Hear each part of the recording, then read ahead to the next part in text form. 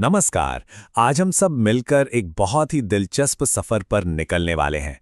हम देखेंगे हमारे प्लैनेट की दो सबसे जरूरी लेकिन एक दूसरे से बिल्कुल अलग नदी प्रधान दुनियाओं को। तो शुरुआत इसी सोच से करते हैं। ये बात हमें याद दिलाती है कि दुनिया में हम कहीं भी रहें, माहौल कितना भी अलग क्यों ना हो, आखिर में हमारी जो बुनियादी ज़रूरतें हैं वो तो एक ही हैं: रोटी, कपड़ा और मकान। तो ये हैं हमारी दो मंजिलें। एक तरफ है दक्षिण अमेरिका का विशाल फैला हुआ अमेज़न बेसिन और दूसरी तरफ हमारे भारतीय उपमहाद्वीप का घनी आबादी वाला गंगा ब्रह्मपुत्र बेसिन। तो चलिए सफर का पहला पड़ाव शुरू करते हैं। सीधे चलते हैं दुनिया के सबसे बड़े रेन फॉरेस्ट की गहराइयों में। अच्छा, आगे बढ़ने से पहले ये समझना ज़रूरी है कि रिवर बेसिन आखिर होता क्या है। सीधे साधे शब्दों में ये वो पूरा एरिया होता है जहाँ का सारा पानी बहकर एक मेन नदी और उसकी छोटी छोटी सहायक नदियों में जाता है। और अमेज़न बेसिन वो दुनिया का सबसे बड़ा रिवर बेसिन है। और ये जो सहायक नदियां हैं, जिन्हें हम ट्रिब्यूटरीज भी कहते हैं, ये बस वही छोटी छोटी नदियां हैं जो मिलकर एक बड़ी नदी बनाती हैं। अमेज़न के केस में तो ऐसी अनगिनत हजारों लाखों ट्रिब्यूटरीज मिलकर ये विशाल बेसिन बनाती हैं।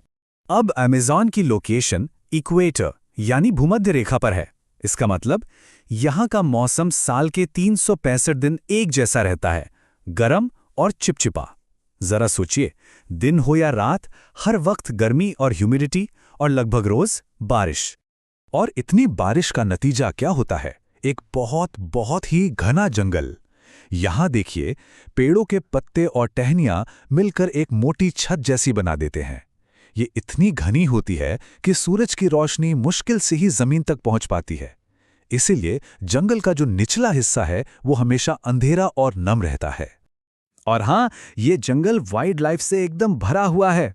यहाँ टूकेन जैसे कमाल के पक्षी देखने को मिलते हैं। देखिए इनके चमकीले रंग और ये कितनी बड़ी चोंच, कमाल है ना?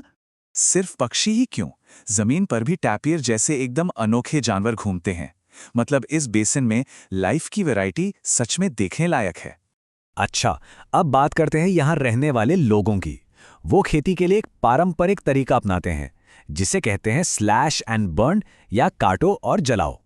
इसमें होता यह है कि जंगल के एक छोटे से हिस्से के पेड़ पौधे काटकर उन्हें जला दिया जाता है ताकि जमीन खेती के लिए तैयार हो सके।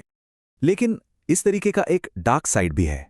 जब यही प्रोसेस बार बार दोहराया जाता है तो मिट्टी के सारे न्यूट्रिएंट्स खत्म हो जाते हैं और नतीजा, धीरे धीरे जंगल खत्म होने लगता है और जो हरी भरी जमीन थी वो बंजर हो जाती है।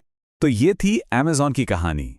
चलिए अब यहाँ से सीधे चलते हैं दुनिया के दूसरे कोने में, हमारे भारतीय उपमहाद्वीप की ओर। यहाँ का जो बेसिन है वो गंगा और ब्रह्मपुत्र, इन दो बड़ी और शक्तिशाली नदियों और उनकी ढेरों सहायक नदियों से मिलकर बना है।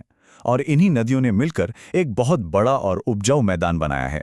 यहाँ का मौसम अमेज़न से एकदम अलग है। वहाँ जहाँ साल भर एक जैसा मौसम रहता है, वहीं यहाँ मॉनसून वाला क्लाइमेट है। मतलब मौसम बदलते रहते हैं। यहाँ तेज गर्मियाँ भी होती हैं और अच्छी खासी सर्दियाँ भी।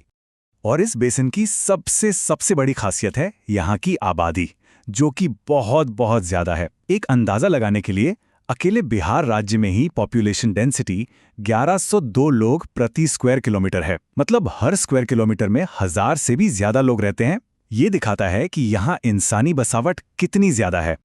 अब जाहिर है यहाँ की उपजाऊ जमीन और बदलता मौसम खेती के लिए परफेक्ट हैं और इसीलिए धान और चाय जैसी फसलें यहाँ की इकोनॉमी और लाखों करोड़ों लोगों की जिंदगी का आधार हैं। वाइल्ड लाइफ की बात करें तो यहाँ भी अमेज़न से बिल्कुल अलग जानवर मिलते हैं जो इन मैदानी इलाकों में रहने के आदी हैं, जैसे कि हाथी, बाघ, हिरन, बंदर और हाँ, मशहूर एक सींग वाला गैंडा भी यहीं पाया जाता है। तो अब हमने दोनों बेसिन को देख लिया। चलिए अब दोनों को आमने सामने रखकर कंपेयर करते हैं। ये टेबल देखिए, सारे बड़े फर्क एक ही जगह पर साफ दिख रहे हैं। क्लाइमेट की बात करें तो अमेज़न में गर्म और नम, गंगा ब्रह्मपुत्र में मॉनसूनी यानी मौसम बदलने वाला। अमेज़न में घने रेन फॉरेस्ट्स हैं तो यहाँ पर्णपाती यानी पतझड़ वाले जंगल। और सबसे बड़ा अंतर तो आबादी का है। एक जगह बहुत कम लोग रहते हैं और दूसरी जगह खचाखच भरी हुई है। चलिए अब सबसे जरूरी सवाल पर आते हैं, इंसानी दखल का इन दोनों इकोसिस्टम्स पर क्या असर पड़ रहा है। 1970 में ट्रांस अमेज़न हाईवे बना। इससे डेवलपमेंट के रास्ते तो खुले, पर इसकी एक बहुत बड़ी कीमत चुकानी पड़ी। जंगलों तक पहुंच आसान हो गई और बड़े पैमाने पर पेड़ कटने लगे, और ये सिलसिला आज भी जारी है। हर साल दुनिया के फेफड़े कहे जाने वाले इन जंगलों का एक बहुत बड़ा हिस्सा हमेशा के लिए खत्म हो रहा है। अब अगर गंगा ब्रह्मपुत्र बेसिन की बात करें तो यहाँ सबसे बड़ी चुनौती है नदी का पॉल्यूशन। इतने सारे शहर, इतनी इंडस्ट्रीज, इन सब का गंदा पानी बिना ट्रीटमेंट के सीधा इन जीवन देने वाली नदियों में छोड़ दिया जाता है। ये लोगों की सेहत के लिए एक बहुत बड़ा खतरा है।